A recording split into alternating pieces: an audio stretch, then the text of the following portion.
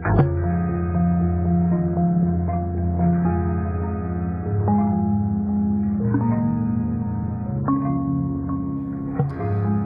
สนาเป็นบอนเงาสู่สวยทำดี ศาสนาคือแสงเทียนสองทางเห็นแจ้งศาสนาเป็นวังนำให้เศร้าส้นหลังสวย ศาสนาเป็นบอนสร้างให้คนหูคาคนก่อนอื่นเมื่อขน้อยขอน้อมไหว้แด่องค์สมเด็จพระสัมมาสัมพุทธเจ้าผู้เป็นมดมคูของเทวดาและมนุษย์ทั้งหลายขอเจริญสุขเจริญพรมายังอตนญาติโยมที่กำลังหับพังรายการในขณะนี้เมื่อนี้อาตมาจะได้มาเทศน์หรือบรรยายเกี่ยวกับการให้ทานเนาะหวังว่าอตนโยมจะเข้าใจการให้ทานเป็นอย่างการให้ทานเนี่ยท่านเนี่ยมาจากภาษาบาลีมันคือท่านาท่านาคือการให้เนาะให้วัตถุสิ่งของต่างๆที่พระสัมมาสัมพุทธเจ้าเพิ่นตรัสไว้ทานังเมปริสุตังคือการให้ด้วยความบริสุทธิ์เป็นสิ่งของที่ห้ามมาโดยเหือแห้งของตนเองโดยบ่เอาของคนอื่นเนาะมาเป็นของตนให้ไปแล้วเป็นยังไงมีความยินดีให้เพื่อบ่หวังผลบ่คิดเสียได้บ่ให้คนอื่นยกย่องอันนี้คือการให้ทานที่ถูกต้องเนาะฉะนั้นพระพุทธเจ้าเพิ่นตรัสไว้อยู่มี3ทางการให้ทาน1คือวัตถุมิตรทานหมายถึงอย่างการให้สิ่งของต่างๆไม่ว่าจะเป็นเขานำโภชนาอาหารเครื่องนุ่งของใส่ซอยต่างๆคือการให้เนาะตัวนี้เนาะให้เพื่อหวังผลบทหมายเขาว่าให้แต่ครูบาอาจารย์อยู่วัดเท่านั้นยังสิได้บุญบ่แม่นเด้อตัวโยมเลยการให้คือให้ผู้ที่ตกทุกข์ได้ยากบ่ผู้ที่บ่มีหรือว่าให้ผู้ที่ถืออุทกภัยน้ำท่วมก็เป็นบุญของเฮาได้หรือว่าให้สัตว์บ่เดรัจฉานเป็นบุญของเฮาได้อันนี้คือ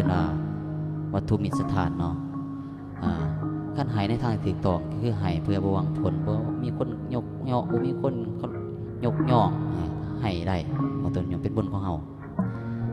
บางเอาตัวโยมเนี่ยให้เพื่อหวังผลคือให้ในทางที่ผิดเนาะให้จังไดเพื่อหวังผลคือให้คนอื่นเพื่อหวังผลเพิ่นว่าปลูกไม้เพื่อหวังผลลงทุนหากำไรไอ้สิก็บ่ได้อันนี้ก็บ่ได้เฮ็ดให้คนถ้าคนอื่นบ่ยกย่องบ่ให้ความสำคัญก็เกิดมีความโทสะโมหะเกิดมีความหน่อยใจเกิดมีความหน่อยใจโอ้ยทำบุญบ่ขึ้นเด้ปีนี้ว่าซั่นย้อนเขาบ่ยกย่องบางเอาตัวนิยมก็ท่านให้เพื่อเอาหน้าบ่หรือว่าให้เพื่อเรียกแข้งเรียกขาไปสิก็มีแล้วตัวนิยมบางเอาตัวนิยมนี่เขามาวัดนี่มาทำบุญนี่มาใส่บาตรนี่โอ้ยเพิ่นอธิษฐานพุ่นให้กันหน่อยถึกเลขนี่เถอะว่าซั่น3โตเด้อว่าซั่นเด้อถ้าถึกเลขนี่ก็หน่อยสิมาสร้างให้ว่าซั่นกุฏิบ่ถ้าถึกนี่บ่สร้างว่าซั่นแต่แท้บ่แม่นเด้อตัวโยมเกินว่าให้ในทางที่ผิดด้วยนะถ้าเฮาไปหวังผลแบบนั้น